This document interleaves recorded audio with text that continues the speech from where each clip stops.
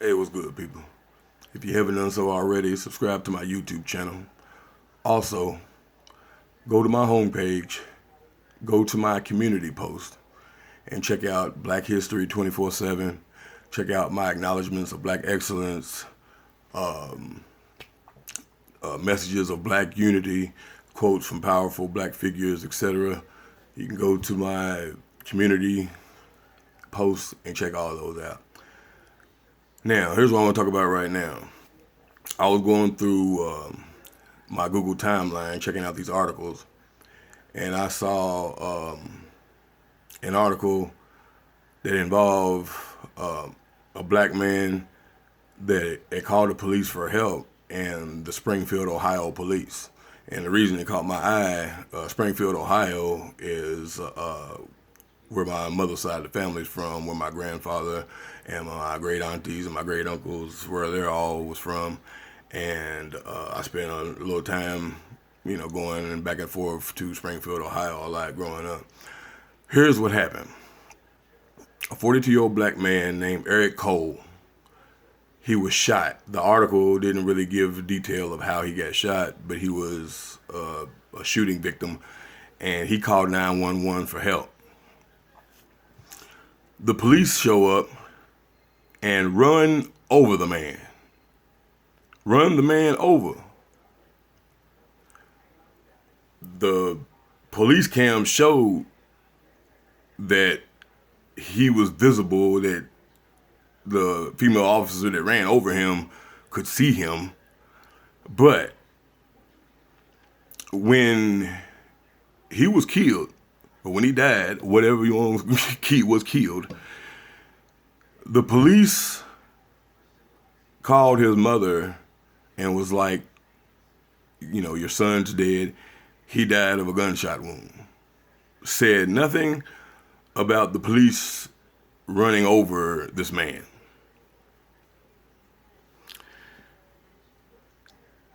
The thing was, the man was still on the phone with 911 when he got ran over.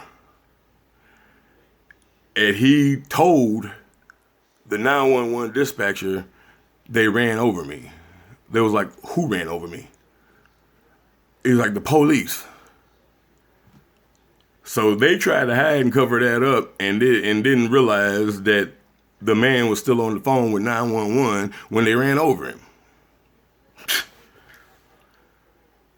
Dude, this sounds like a scene from a Wayans Brothers movie, like a deleted scene from Don't Be a Menace to South Central while drinking your juice in the hood. Like, I'm shot, call 911, and okay, we're sending someone over there now, and police car come and run, knock them over, whatever. That'd be funny as hell in a fictional comedy.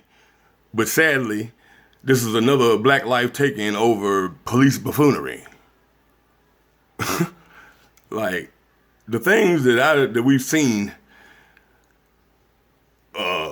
two grown-ass women trying to attack a 16-year-old girl. She calls 911 and they show up and kill her. The woman that had a knife because she was calling the police because some man was threatening her and threatening her life and threatening the life of her kids. They show up and kill her. This kind of shit going on all the time, and taxpayers and we have to pay for the lawsuits of these families and all this stuff over just police buffoonery. Like, I don't know what else to say about this kind of shit. I really don't know about, like, what's going to be the justification. They say it's an accident because I was just expecting all kind of goofy shit.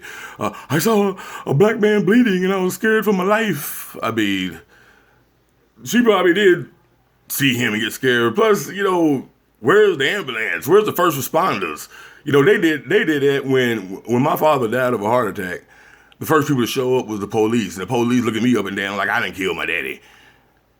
I'm sitting over like, dude, where's the responders? Where's the ambulance or whatever? They come later, but here come the police. It should have been first responders, ambulance, somebody like that to be the first show up. The man shot. But yeah, this is another goofy ass story about the buffoonery of the police. And I don't plan on making these type of stories the center of attention of my channel. I'm really getting tired of them, and they're not going anywhere. It just, I'm sure you're gonna try to get more into the black unity and black upliftment as opposed to stuff that just keep us angry, stressed, and pissed. I mean, we do have to keep attention on these type of things, but at the same time, that for our empowerment, they can't be our total focus. But yeah, I'm gonna got some upcoming videos coming up. I'll tell you about the buffoonery, goofy, drunken shit on that so-called Vocal Impact show I was supposed to do with KG. I'm gonna do a video on that. That was some old buffoonery stuff that I will not be involved in, but I'll explain that to y'all.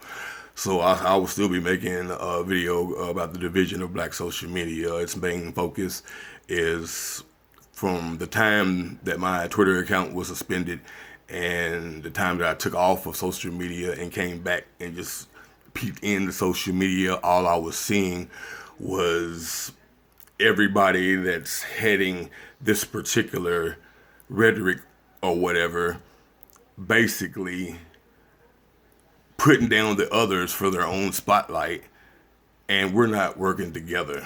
All I saw was all the black social media figures that's supposed to be spokesmen for these movements and these agendas, and everybody is just at war with each other because everybody wants to be the head spotlight or whatever. And so that's the focus of that video. I often speak about how I help black fathers, or any father. I've helped white boys too that's been in these situations. They act like it's only black people that's got these broken families and stuff going on or whatever, but it's not. But that are separated from the kid's mother, and you want to know, you're not sure on how to get your equal parental rights, where you're just not settling for every other weekend or have to get permission or whatever. You have your own time, etched in stone and all that stuff or whatever.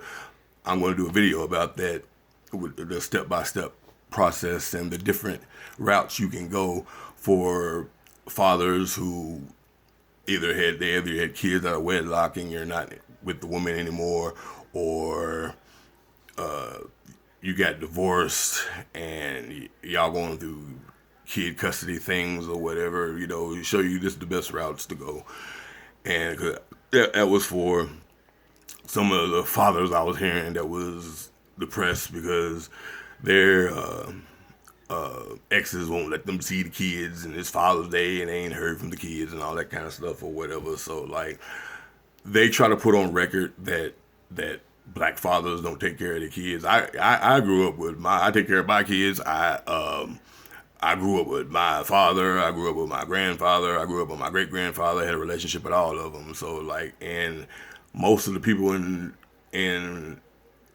my crew I grew up with. There was a couple that didn't, but grew up with a father or a grandfather or a male figure in their home or whatever. So these stats that they try to act like there's no black fathers in taking care of their kids and all that stuff or whatever. That's a myth or whatever. But at the same time, they don't know what a whole lot of fathers go through when you have a bitter separation with the ex and they're using the kids, being that they don't like you, they don't want the kids to like you and all that kind of stuff or whatever, showing the things that the processes and stuff to go through to do that. I'm doing a video on that, among other things. And like I said, check out my community posts. And like I said, I'm posting Black Excellence 24/7. I mean, Black History 24/7 and Black Excellence 24/7, where a lot of acknowledgments of young Black excellence. A lot of young people in there that's doing big things. Check out my community posts. Leave your comments. Leave your likes, and subscribe to my channel if you haven't already subscribed. And I'll keep coming at you with an up-to-date you on everything that I've got going on. So, peace. Y'all have a good day.